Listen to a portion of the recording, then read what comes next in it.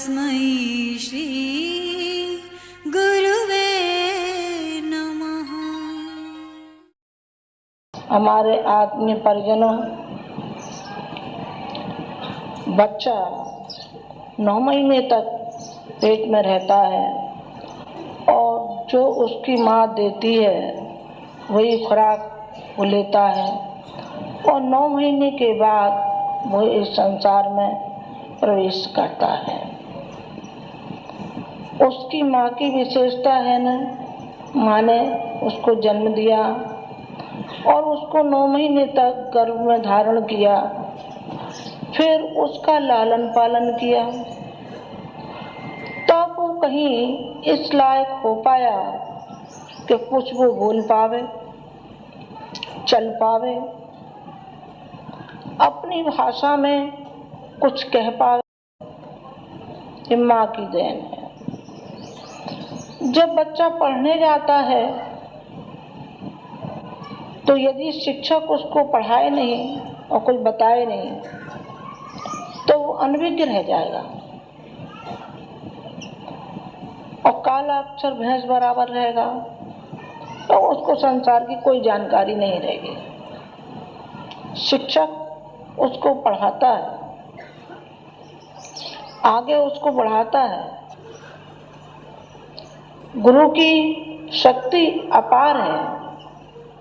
गुरु को भगवान से भी ज्यादा बताया गया है। गुरु माता पिता और गुरु, माता पिता से भी ज्यादा गुरु को कहा गया है, क्योंकि गुरु हमारे आंतरिक जो मर्म और विक्षेप छाए हुए होते हैं उसकी धुलाई का काम गुरु करता है।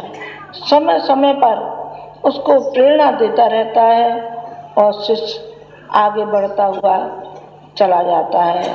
आंवल खेड़ा की भूमि में जन्म लिया, विस्तार होता चला गया, अन्य जगह का होता हुआ चला गया। उन्होंने अपनी जन्मभूमि के लिए किया, हाँ किया, जन्मभूमि के लिए भी किया, लेकिन उस स्थान पर वो रहे नहीं, रहे अन्य स्थानों पर रहे, हिमालय पर रहे। हिमालय उनका हृदय था, हिमालय हृदय था। और उन जब वो कभी बातचीतों के दौरान में अपने पूर्व जन्मों की कोई बात बताने लगते थे तो बहुत देर तक हमारी चर्चाएं आपस में चला करते थे। आज मैं कह रही, मैंने कभी नहीं कहा, इन बातों को नहीं कहा। कभी हम दोनों जब बैठते थे और कोई नहीं होता था तो हमेशा मुझसे शारदा कह करके पुकारा करते थे। अब मैं इसका रहस्य नहीं जानती, लेकिन जब कभी उन्होंने पुकारा, कहा, मैंने कहा मेरा नाम तो ये है, अब शारदा कह करके क्यों पुकारते हैं मुझको, क्यों कहते हैं? उन्होंने कहा नहीं, शारदा का स्थान बहुत ऊंचा है और तुम्हारे नाम के भी पीछे जो प्रेरणा है वो भी अपने आप में है। मैं उसका भी सम्मान करता हूँ।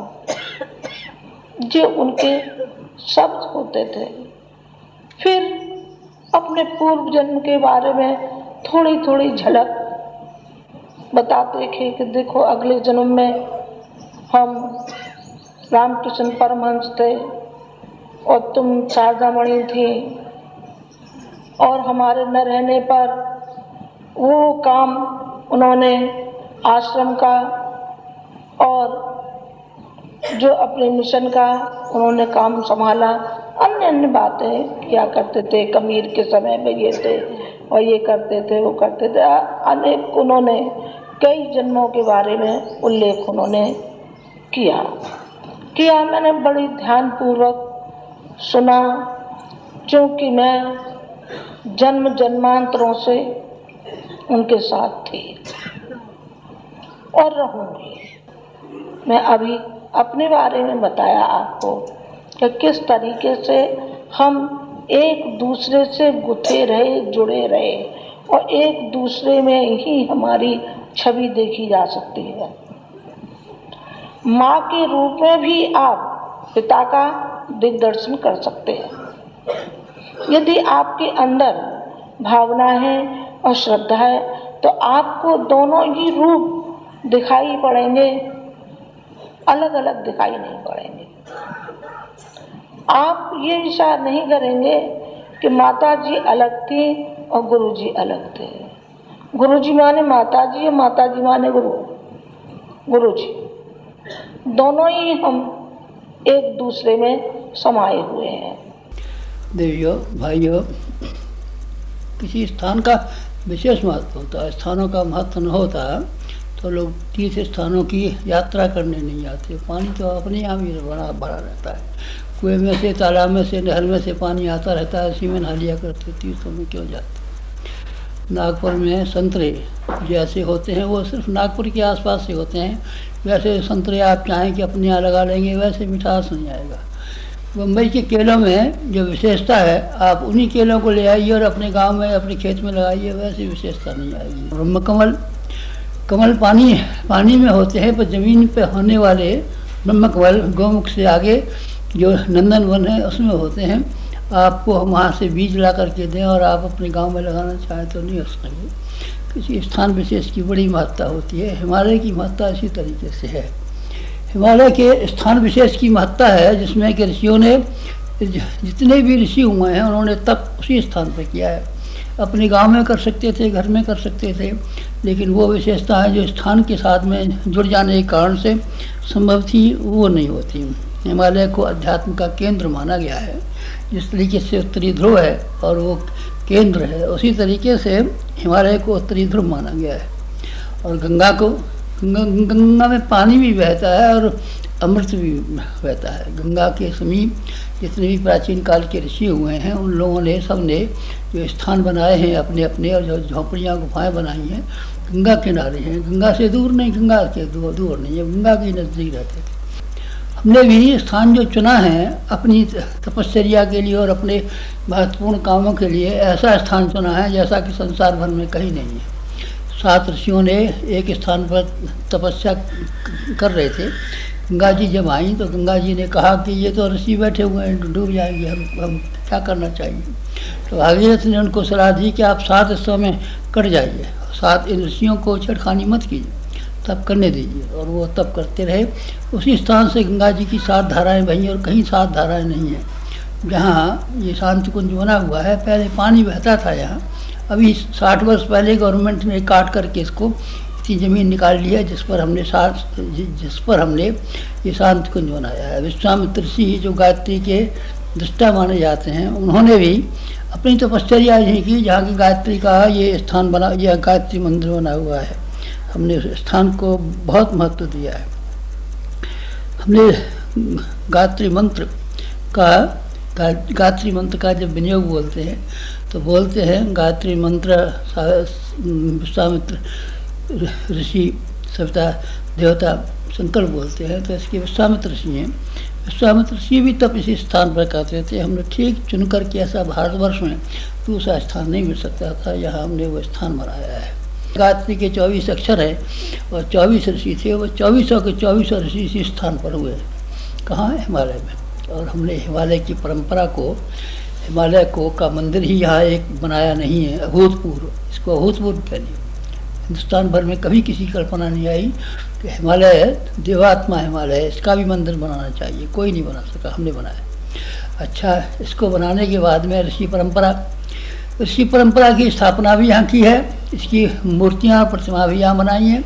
और मूर्तियों और प्रतिमाओं के बनाने के अलावा यहाँ सबसे बड़ा काम किया है कि वो लोग जो काम करते थे उस किए हुए काम को हमने किसी न किसी रूप में जारी रखने की बराबर को कोशिश की है।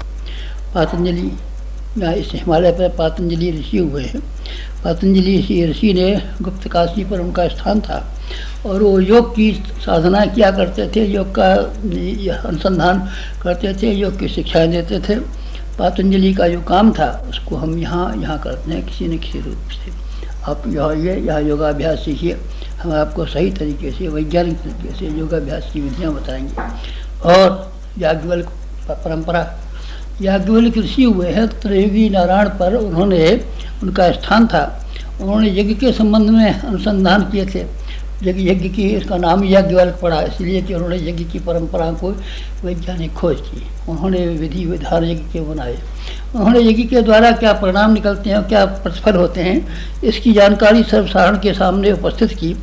यहाँ भी आप आइए, यह हमारे यहाँ यज्ञशाला की कैसी सुंदर व्यवस्था है, कैसा वैज्ञानिक अनुसंधान होता है। ब्रह्मचर्य में कभी आइए, आप बाग बाग हो जाएंगे और ये देखेंगे कि यज्ञ परंपरा के बारे में, यज्ञ को जो लोग अब तक ये कहते रहते थे कि इसमें लकड़ी जलाई जाती है, सामान जलाया जाता है, कार्बन डाइऑक्साइड गैस पैदा की जाती है, नुकसान किया जाता है, उनको आप देखिए उनका मुँह बंद करने के लिए कि यहाँ यज्ञ परंपरा को किस तरीके से वैज्ञानिक ढंग से बनाने के लिए हमारी लेबोरेटरी और प्रयोगशाला है।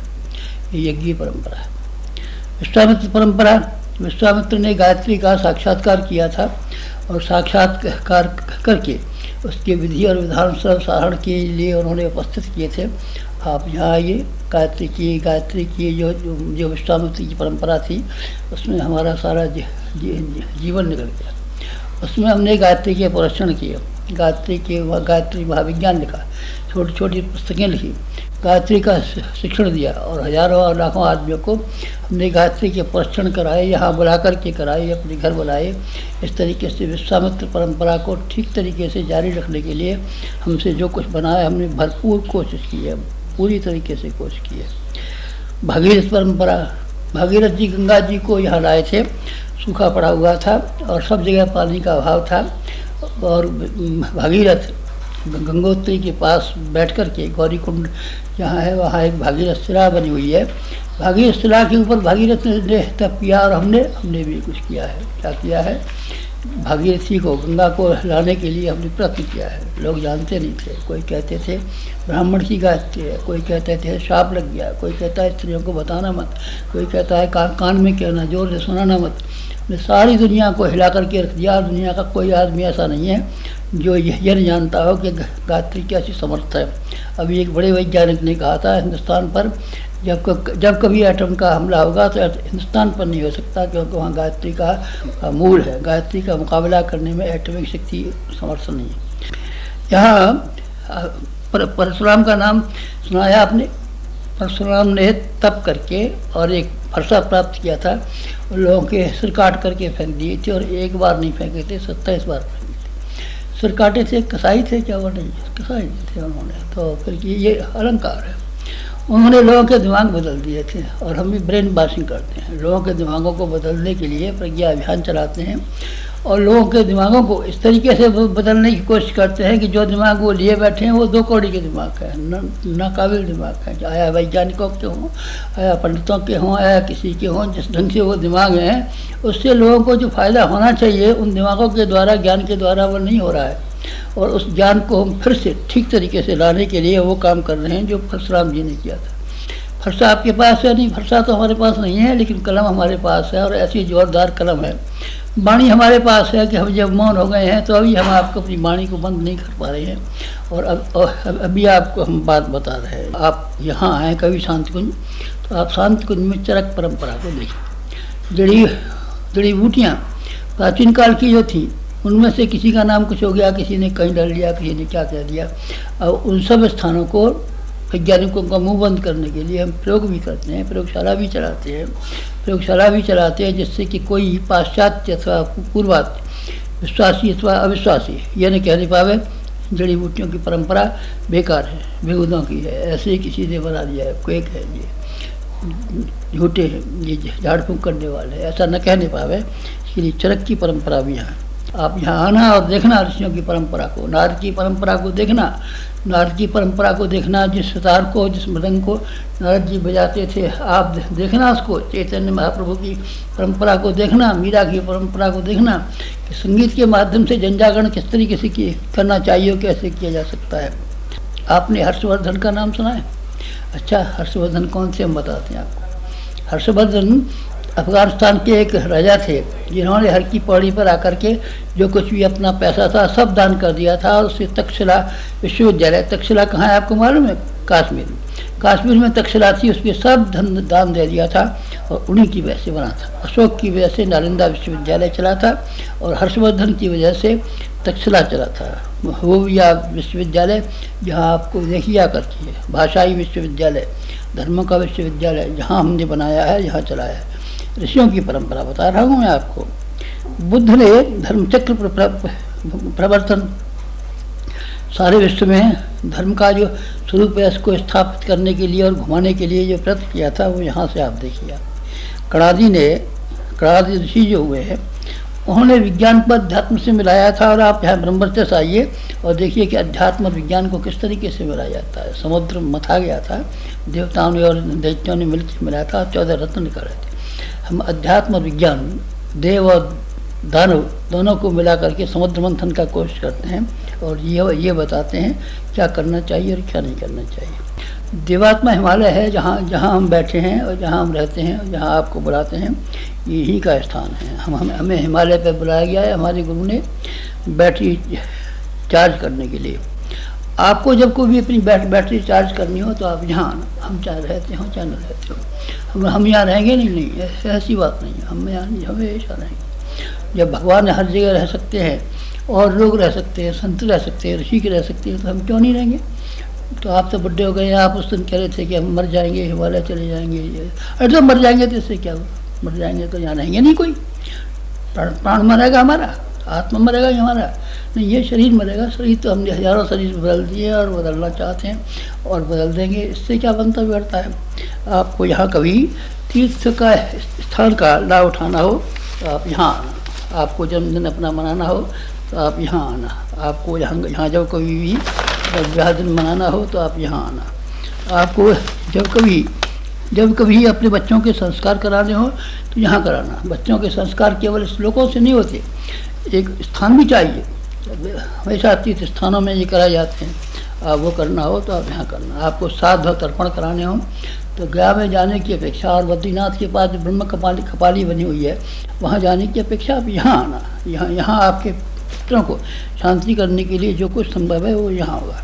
आपको अनुष्ठान करने हो, गायत्री के अनुष्ठान करने हो तो आप यहाँ करना, यहाँ आपको 100 गुना ज़्यादा फल मिलेगा। आपको जब कभी प्रशिक्षण प्राप्त करना हो काय का, अध्यात्म का, जो ऋषियों की परंपरा के अध्यात्म थे, आप यहाँ करना। यहाँ 1 महीने भर के भी शिविर चलते हैं, 10 दिन के भी शिविर चलते हैं, और ये शिविर ऐसे शानदार शिविर है कि हम क्या कहें, जब आप आएंगे और जब आप देखेंगे तभी आप प्रसन्न हो।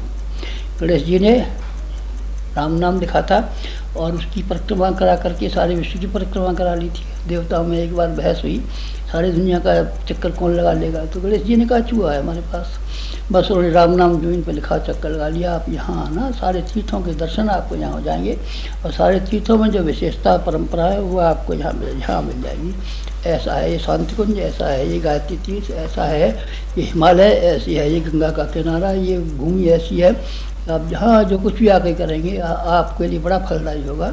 हम अंतिम समय पर यहाँ इसीलिए आए हैं, अब यहाँ इसीलिए है, और जो सारे विश्व को हिला देने वाले कार्यक्रम करने के लिए जा रहे हैं वो हम इसीलिए कर रहे हैं इस स्थान पर बैठ कर के, क्योंकि इस स्थान की महत्ता है, न केवल हमारे लिए बल्कि आपके लिए भी, न केवल आपके लिए बल्कि सारे संसार के लिए भी। ब्राह्मणोचित जीवन जीने के लिए उन्होंने प्रेरित किया और इस मिशन को कितना फैला दिया सारे विश्व भर में, और तहलका मचा रहा है।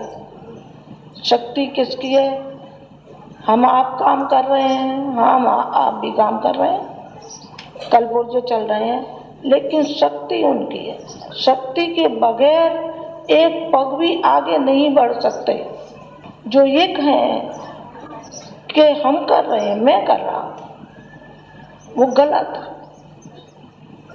ये मान के चलना कि उसका फिर वो अहंकार बोल रहा है, वो नहीं बोल रहा, उसका अहंकार बोल रहा है, और वो ये साबित करना चाहता है कि मैं गुरुजी नंबर 2 हूँ, मैं गुरुजी हूँ, आप मुझे ही गुरुजी के स्थान पर मानना। ये क्या है? ये भीतर का अहंकार है, जो कि शाखाओं में और शक्तिपीठों में अक्सर देखा जाता है कि वो अहंकार से इतने लबालब भरे होते हैं कि मिशन को बढ़ाने में कम और आपाधापी में ज़्यादा। किसी को अपने पैसे का घमंड है, किसी को अपनी शिक्षा का घमंड है, किसी को अपने बल का घमंड है, पर है जरूर। यदि इस अहंकार को गला दें, फिर देखिए ये मिशन कहाँ तक पहुँचता है, किस कदर ये बढ़ता हुआ चला जाएगा। गुरु भगवान तक पहुँचाने की एक कड़ी है। जिस रास्ते पर चलाता है, हम उस रास्ते पर निष्ठापूर्वक चलते रहें, तो हमें अनुदानों और वरदानों की कोई कमी नहीं पड़ेगी। प्रत्यक्ष में कमी हो सकती है। प्रत्यक्ष में क्या कमी हो सकती है? संभव है कुछ आपके पास धन की कमी हो जाए, या लग्जरी के लिए समय आप निकालते हैं, उसमें कमी आ जाए, उसी में कमी आ सकती है। लेकिन जो आत्मिक शक्ति है वो तो आपकी बढ़ने वाली है, उस पर आप विश्वास क्यों नहीं करते? आपको विश्वास करना चाहिए कि आपकी आत्मिक शक्ति बढ़ रही है और आगे भी आपकी बढ़ेगी। जो जो आप गतिशील होंगे, समाज को और राष्ट्र को बहुत आवश्यकता है। आप में से जो भी इस योग्य है कि जिन्होंने कमा लिया है, तो फिर सांप की तरीके से कोड़री बना के मत बैठो, नहीं अगले जन्म में सांप बन जाओगे। सांप बन जाओगे कि सांप को हर समय धन के ही ऊपर बैठा रहेगा, तो कोड़री मारे बैठा रहेगा, जो आवेगा उसी को फुसकारेगा, वो उसी को फुसकारेगा। नहीं बेटा, ये वक्त नहीं है, ये वक्त बड़ा दयनीय स्थिति में है और ये समय की पुकार है। समय की पुकार है और समय के साथ में यदि आप चल पड़े तो आप कहाँ से कहाँ पहुँच जाएंगे। आपको शर्म क्यों महसूस होती है? मिशन की बात कहने में शर्म महसूस होती है। अरे कोई सुनेगा तो सुनेगा, नहीं सुनेगा तो नहीं सुनेगा। 100 में से 5 सुन गए तो 5 का भला हो जाएगा, 5 का ही भला सही। 5 की गृहस्थी तो हमने बना दी, क्यों नहीं आप मुंह खोलना चाहते? नहीं साहब हमसे तो कहना नहीं आता है। कहना क्यों नहीं आता है? औरत से लड़ना आता है कि नहीं आता है? सो तो माता जी को आता है, सो तो हम मारपीट भी कर लेते हैं, गाली गलौज भी कर लेते हैं। बड़ा होशियार है बेटा, और माँ से लड़ लेता है, बाप से लड़ लेता है। अरे माँ बाप तो हमारे लिए ऐसे हैं जैसे कोई मित्र होते हैं, जैसे मित्रों से कह लेते हैं तो माँ बाप की हम बेइज्जती कर लेते हैं, छोटे भाई की बेइज्जती करते हैं, ऐसी बेइज्जती हम माँ बाप की कर लेते हैं। जब आप इतना सब कर लेते हैं तो मिशन के नाम पर आप अच्छे और समझदार होकर के पेश नहीं हो सकते। आप एक दूसरे की समीक्षा कीजिए, प्यार से कीजिए, अहंकार से नहीं। किसी को नीचा नहीं दिखाना है, बल्कि उनको प्यार से उनको ये समझाना है, देखिए इसमें ये कमी है, इसको इस तरीके से आप मेंटेन करिए, ऐसे आप करिए। आपके जाले लग रहे हैं तो भले आदमी जरा झाड़ू दे दे तो क्या हो जाए? नहीं साहब, कोई नौकर आवेगा वही झाड़ू देगा, और नौकर नहीं आवेगा तुम्हारे हाथ नहीं चलेगा उस झाड़ू देने में। दोनों तुम्ही जरा छोटे बन जाओ, तुम्ही जरा नौकर बन जाओ तो क्या हो जाएगा? घर का काम कौन नहीं करता? सब करते हैं। गृहणियाँ घर का काम करती है कि नहीं करती है? फिर तुम्हें नहीं करना चाहिए? करना चाहिए। तुम कम से कम शक्तिपीठों पे जाकर यज्ञ करने लगो, वहाँ की झाड़ू वाड़ू निकालने लगो, तो जहाँ वो शक्तिपीठ जो वहाँ ट्रस्टी हैं उनको शर्म और हया आवेगी तो सही। वो ये तो सोचेंगे कि भाई यहाँ ये व्यक्ति आते हैं और यहाँ ये संभालते हैं, झाड़ू पोछा लगाते हैं, यज्ञ करते हैं, तो हमारा भी कुछ कर्तव्य है और हम भी कुछ आगे, हमें भी कुछ काम संभालना चाहिए। वो जरूर संभालेंगे, पर मन में से ये बात उठे तब न, मन में से बात प्रत्येक के उठनी चाहिए। ये मैंने आपको बाहरी सामाजिक उसके लिए आपको बताया।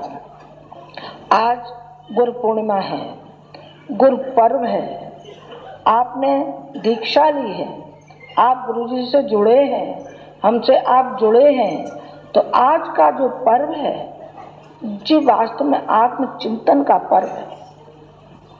आत्मचिंतन किया जाना चाहिए और विचार करना चाहिए कि हमारे अंदर कौन कौन सी कमियां हैं, जो कमियां हमको आगे नहीं आने देती हैं।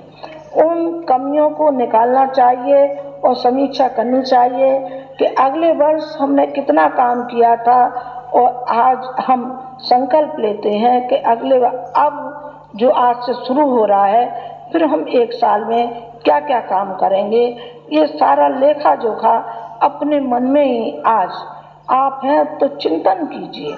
आज का दिन चिंतन का है, आज का पर्व अपने गलेवा में उतारने का है कि आज हमें ज़्यादा से ज़्यादा गुरु जी की शक्ति हमें प्रदान हो, पर भावनाएं और निष्ठा और श्रद्धा तो आप ही की होगी ना। जब श्रद्धा होगी तो आपको जरूर आपको मिलता हुआ चला जाएगा और जितना चाहोगे उतना मिलेगा, भरपूर मिलेगा। जिस तरीके से गाय के थनों में दूध भरा होता है और गाय रम्हाती रहती है और दौड़ करके बच्चे के पास जाती है कि पी मेरा दूध, पी, मेरे थन फटे जा रहे हैं, मेरे थन फटे जा रहे हैं, इसको पी बेटा, पी तू जल्दी से। गुरु जी की शक्ति, गुरु जी तड़फड़ा रहे हैं और वो कह रहे हैं कि कौन है लेने वाला, जरा आगे तो आवे, जरा ले तो सही,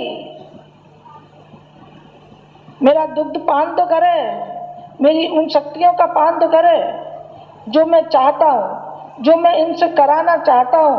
उन सिद्धांतों को, उन भावनाओं को, उन आदर्शों को अपने जीवन में पालन तो करें।